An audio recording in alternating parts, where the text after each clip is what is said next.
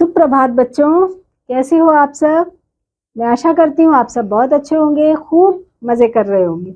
आओ बच्चों, हिंदी की कक्षा को प्रारंभ करें और अध्याय का आज जो अध्याय हमारे साथ 7वां, इसकी शुरुआत करते हैं। यह एक कहानी है बच्चों, तो जिसमें पाठ प्रवेश पहले हम जान लेते हैं। गुरु, और इसका शीर्षक है बच्चों गुरु भक्त एकलव्य। पाठ प्रवेश। गुरु हमें जीवन जीने का ज्ञान देते हैं। गुरु सर्वोपरि हैं, हमें उनका आदर करना चाहिए। हमें उनका क्या करना चाहिए बच्चों? आदर करना चाहिए, हमें उनका सम्मान करना चाहिए। हस्तिनापुर के पास एक वन में भीलों की बस्ती थी। इसी बस्ती में एकलव्य का जन्म हुआ था। हस्तिनापुर जो है ना एक स्थान, उसी के पास एक वन में भीलों की बस्ती थी। उसी बस्ती में किसका जन्म हुआ था? एकलव्य का। एकलव्य के पिता बस्ती के सरदार थे। जो एकलव्य के पिता थे ना, वो बस्ती के सरदार थे, यानी मुखिया थे। बस्ती के लोग राजा की तरह उनका सम्मान करते थे। सारे लोग उनका बहुत सम्मान करते थे बच्चों। एकलव्य के पिता बड़े साहसी और सदाचारी थे। जो उसके पिता थे ना, वो बहुत ज्यादा साहसी थे, बहुत साहस था उनके अंदर, और वो सदाचारी भी थे। मतलब बहुत उनके आचरण जो था वो बहुत अच्छा था।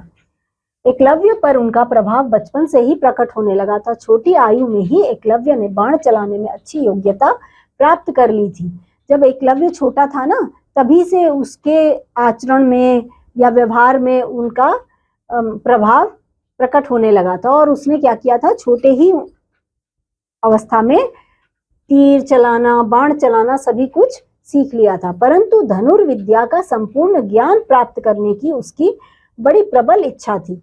परंतु वो क्या सीखना चाहता था बच्चों? एकलव्य जो था वो धनुर्विद्या यानी धनुष चलाना, बहुत अधिक उसका मन में प्रबल इच्छा थी कि मैं धनुष चलाना सीखूं। एक दिन एकलव्य को पता चला कि गुरु द्रोण हस्तिनापुर में राजकुमारों को बाण विद्या सिखाते हैं। एक दिन एकलव्य को क्या पता चला बच्चों? उसको पता चला कि यहाँ पर हस्तिनापुर में गुरु द्रोणाचार्य जो हैं वो बच्चों को धनुष बाण बहुत अच्छा सिखाते हैं।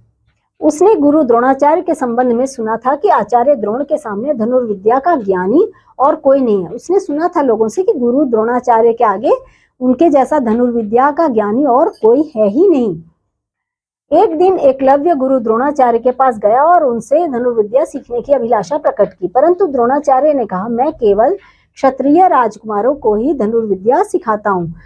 एक दिन क्या हुआ बच्चों? एकलव्य जो था वो गुरु द्रोणाचार्य के पास चला गया और उनसे कहा कि मैं आपसे धनुर्विद्या सीखना चाहता हूँ। पर गुरु द्रोणाचार्य ने क्या कहा कि मैं तो केवल क्षत्रिय विद्यार्थियों को ही, क्षत्रिय राजकुमारों को ही सिखाता हूँ, तो मैं तुम्हें कैसे सिखाऊं?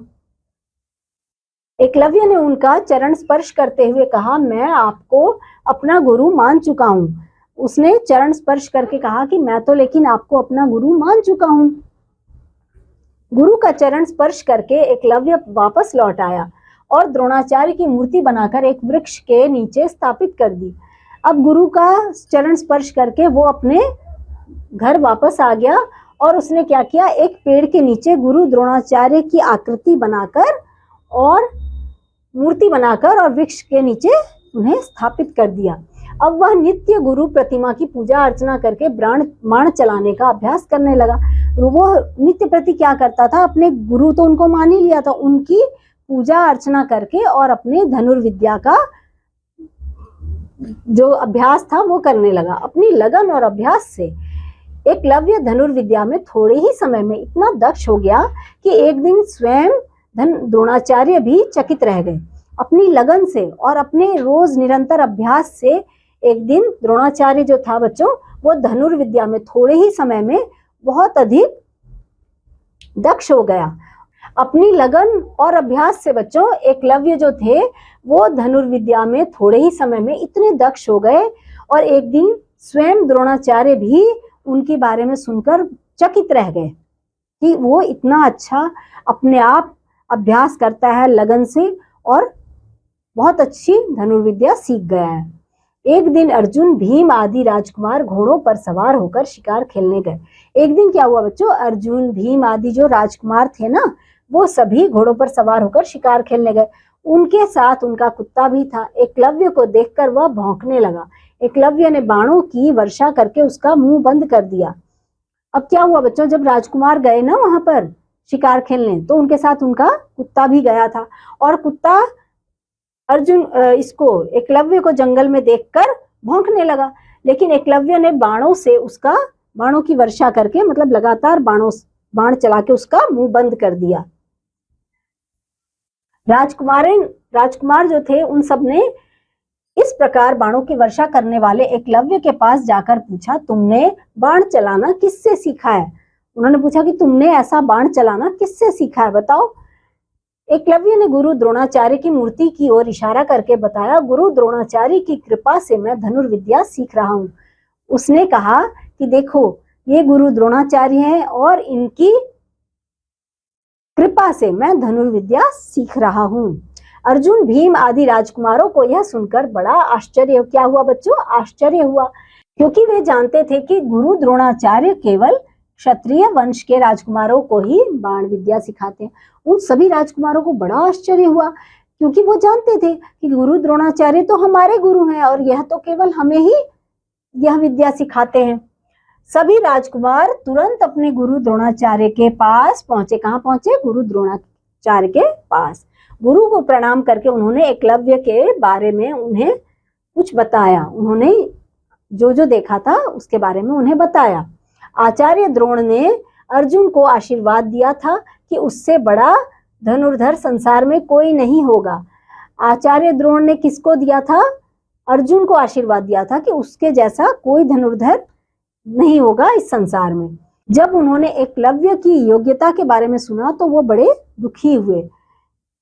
आचार्य द्रोण उसी समय सभी राजकुमारों को साथ लेकर वन में एकलव्य के पास पहुंचे। एकलव्य उस समय गुरु द्रोणाचार्य की प्रतिमा के सामने बाण चलाने का अभ्यास कर रहा था। जो रोज का उसका काम था ना, वैसे ही वो अपने गुरु द्रोणाचार्य की मूर्ति के सामने अपने बाणों को चलाने का अभ्यास कर रहा था। कौन बच्चों? एकलव्य। और उसी समय राजकुमारों को साथ लेकर कौन पहुंचे? गुरु द्रोणाचार्य वहां पर पहुंचे। आचार्य को देखकर एकलव्य ने उनके चरणों पर गिरकर प्रणाम किया, गुरु को। और आचार्य ने कहा, एकलव्य, मैं तुम्हारी योग्यता से बहुत प्रसन्न हूँ, अब मुझे गुरु दक्षिणा दो। अब गुरु द्रोणाचार्य ने उससे क्या कहा कि मैं तुम्हारी योग्यता, यानी तुमने कितना अच्छा धनुर्विद्या सीखा है, मैं तुम्हारी योग्यता से बहुत प्रसन्न हूँ, अब मुझे तुम कुछ गुरु दक्षिणा दो। एकलव्य ने कहा, आज्ञा कीजिए गुरुदेव। एकलव्य जो था इसने कहा कि आप आज्ञा कीजिए गुरुदेव। द्रोणाचार्य जो थे बच्चों, उन्होंने कहा कि मुझे अपने दाहिने हाथ का अंगूठा दे दो। उन्होंने क्या मांगा बच्चों? उन्होंने कहा कि मुझे अपने दाहिने हाथ का तुम अंगूठा दे दो। एकलव्य ने कहा, गुरुवर, आपने तो यह कुछ भी नहीं मांगा, लीजिए। और ऐसे बोलकर उसने अपने अंगूठे को काट कर, देखो बच्चों, गुरु को अर्पण कर दिया। उसने कहा कि गुरुवर, आपने तो मुझसे कुछ भी नहीं मांगा, बस अंगूठा मांगा है और उसे काट कर उसने दे दिया, लीजिए बोल के दे दिया। और गुरु भक्त बालक एकलव्य ने तुरंत अपने दाहिने हाथ का अंगूठा काटकर गुरु द्रोणाचार्य के चरणों में रख दिया, काटकर गुरु के चरणों में रख दिया। एकलव्य की गुरु भक्ति महाभारत का एक प्रमुख प्रसंग माना जाता है। एकलव्य की गुरु भक्ति, ये देखो बच्चों कैसी भक्ति है एकलव्य की। गुरु भक्ति कितनी प्रबल है कि अंगूठा भी मांगा तो उसने काटकर अपने गुरु के चरणों में अर्पण कर दिया। एकलव्य की गुरु भक्ति महाभारत का एक प्रमुख प्रसंग माना जाता है। आओ बच्चों, कुछ शब्द के अर्थ जान लेते हैं। सदाचारी यानी अच्छे चरित्र वाला, धनुर्विद्या बाण चलाने की विद्या, दक्ष यानी कि निपुण, और प्रतिमा यानी कि मूर्ति। एकलव्य के पिता कैसे व्यक्ति थे बच्चों? एकलव्य के पिता जो थे वो साहसी और सदाचारी व्यक्ति थे। एकलव्य का जन्म कहाँ हुआ था? उनका जन्म हस्तिनापुर के पास एक भीलों की बस्ती थी, वहां पर इनका जन्म हुआ था बच्चों। तो इसी प्रकार से यहाँ पर देखो, हमें सही का निशान लगाना है। हस्तिनापुर के पास वन में किसकी बस्ती थी? पांडवों की, कौरवों की या भीलों की? भीलों की थी ना बच्चों, हम यहाँ पर सही का निशान लगाएंगे। एकलव्य के पिता बस्ती के क्या थे? चौकीदार थे, सिपाही थे या सरदार थे? सरदार थे, है ना बच्चों। द्रोणाचार्य ने एकलव्य से गुरु दक्षिणा में क्या मांगा? आंख मांगी, पैर मांगा या अंगूठा मांगा? बच्चों उन्होंने अंगूठा मांगा था, तो हम सही का निशान यहाँ लगा देंगे।